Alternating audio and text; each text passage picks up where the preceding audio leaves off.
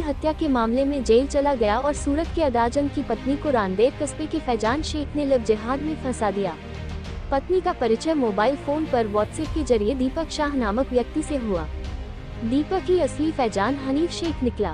ताज़ा खबर देखने के लिए देखते स्टार न्यूज नेटवर्क। जय हिंद, जय भारत।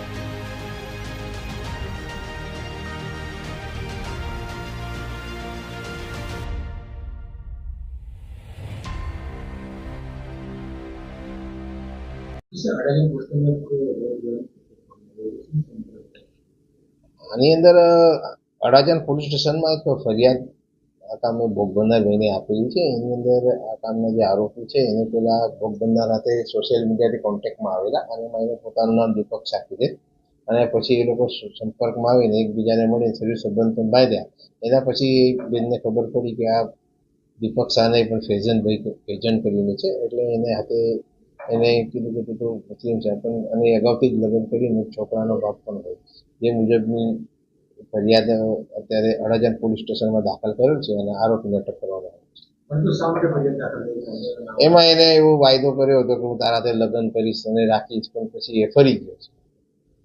આરોપી શું કરે છે? આરોપી આ મજૂરી કામ કરતો